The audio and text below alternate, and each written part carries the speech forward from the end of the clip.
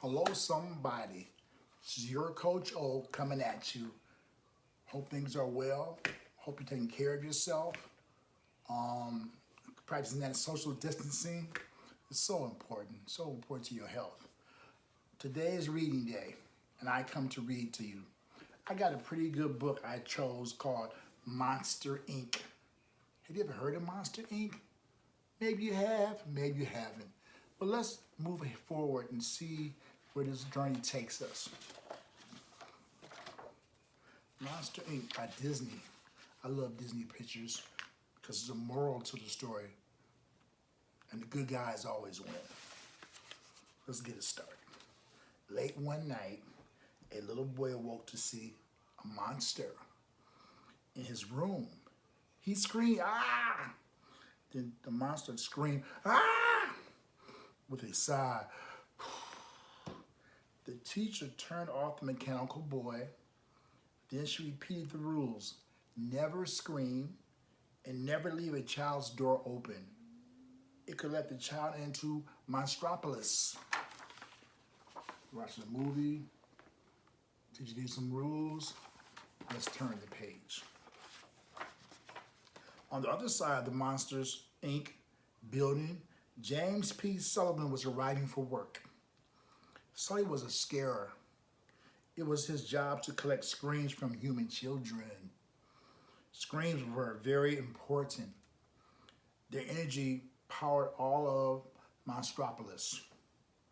Sully was very good at his job. In fact, he and his best friend Mike were the best scared teams of Monster Inc. All day long, Mike set up closet doors for Sully. And all day long, Sully walked through the doors into children's rooms and scared them. One evening, Mike was on his way home from Roz, the file clerk, asked for his daily paperwork. Mike had forgotten to do it. Sully offered to do the work for him. Wow, look at that. Let's turn the page. When Sully returned to the scare floor, he found a child's door still in scaring station. Puzzled, he peeked through the door. There was no one there. Sully closed the door and stepped back onto the scare floor. Suddenly, he felt a tug on his tail. "Kitty!" A voice called. It was a human child. Sully screamed, "Ah!" Everyone knew that human children were toxic, like poison. He tried to return her to her room, but she wouldn't go. Finally, he hid her in a bag and went to find Mike. Wow, look at that, pulling on her tail, pulling on the monster's tail. Oh my goodness, let's go find Mike. Turn the page. Mike was at a restaurant with his girlfriend, Celia. Looking through the window, Sully gestured for him to come outside. Come on. When they were alone, he explained what had happened. As they talked, the girl escaped and began running through the restaurant. Mike and Sully were in big trouble. Wow, yes. Let's turn the page. Sully scooped up the girl and the friends raced back to their apartment. They had to figure out a way to get her home, and fast. Mike and Sully tried not to touch the girl, but as Mike backed away from her, he tripped and fell. The little girl giggled. The light flashed brightly and then went out. Her laughter was even more powerful than her screams. Let's turn the page. As Sully put the girl to bed, he realized that she was afraid. She thought there was a monster in the closet. Sully decided to stay with her until she fell asleep. Later, Sully told Mike, "This might sound crazy, but I don't think that kid is dangerous." Let's turn the page. The next morning, Mike and Sully dressed the girl in a monster disguise and took her to work. They had to get her to her door. When they arrived, the office was crawling with Children Detection Agency agents. The CDA was searching for the girl. Luckily, the girl's disguise worked. See the little girl? See that little disguise right there at the top of the page? Oh my goodness. Let's turn the page and see what happens next. While Mike went to find the girl's door, she and Sully played together in the locker room. Boo, she said with a giggle. Just then, Mike returned, but there was another monster close behind him. It was a scarer named Randall. Mike and Sully ducked into a bathroom stall. They listened in horror as Randall told his assistant to get rid of the girl. Let's go to the next page. When Randall left, Mike and Sully snuck the girl, whom they were now calling Boo, onto the scare floor. But Mike had made a mistake. "This isn't Boo's door," Sully said. Just then, he realized that Boo was gone. He and Mike split up to find her. As Mike searched the halls, Randall cornered him. He told Mike to bring her to the scare floor. He would have her door waiting for her. Big monster, look at those. Oh my goodness. Let me turn the page. Do you like monsters? I don't like them either. Sully found Boo playing with some little monsters. Soon Mike caught up with him. He told Sully about Randall's plan.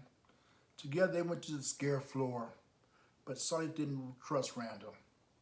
Determined to prove that the door was safe, Mike stepped through and was captured by, that's right, Randall. Oh my goodness. Let's turn the page. Sully and Boo followed Randall. They learned that he had invented a cruel new way to capture screams from kids. He was about to try it on Mike. Sully rescued Mike and then raced off to find his boss, Mr. Waternoose. He needed to warn him about Randall. Mr. Waternoose. Let's turn the page.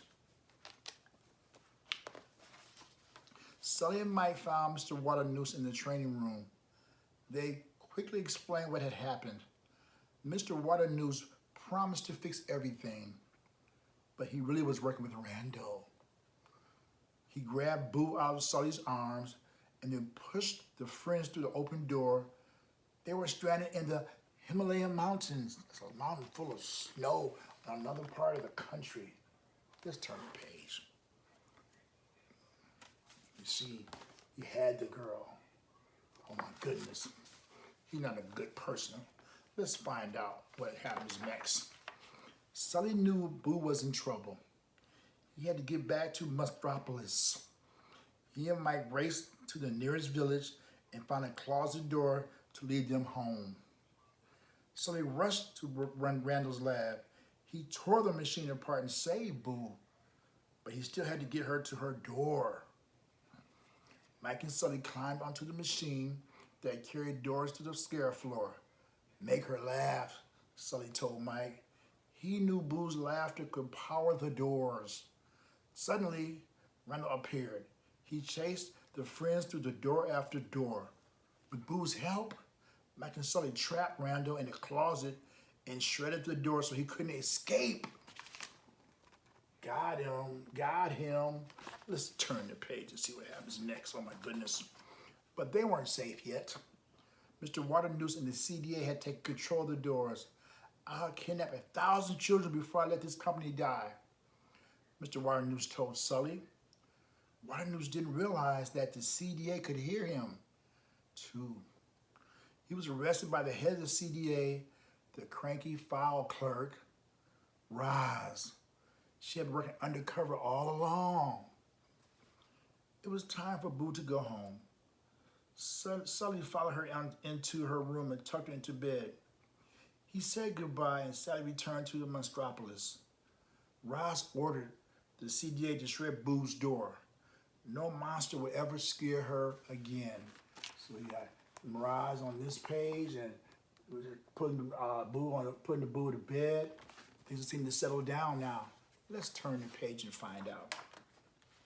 After that, the scare floor became the laugh floor, and Sully became president of Monsters Inc. Sully discovered that laughter was more powerful than screams.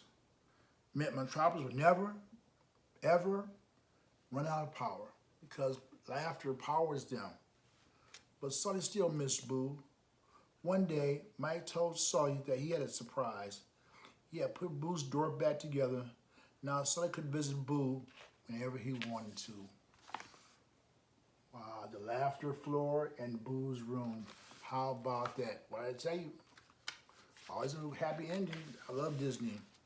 Sully opened the door and peered inside. Boo, he whispered. Kitty. An excited voice replied. The friends were united at last. The end. Wow. Moral of the story. You don't want to scare people. You want people to laugh. That's powerful. That's energy. Great story. The moral of the story is, I'd rather laugh than scream.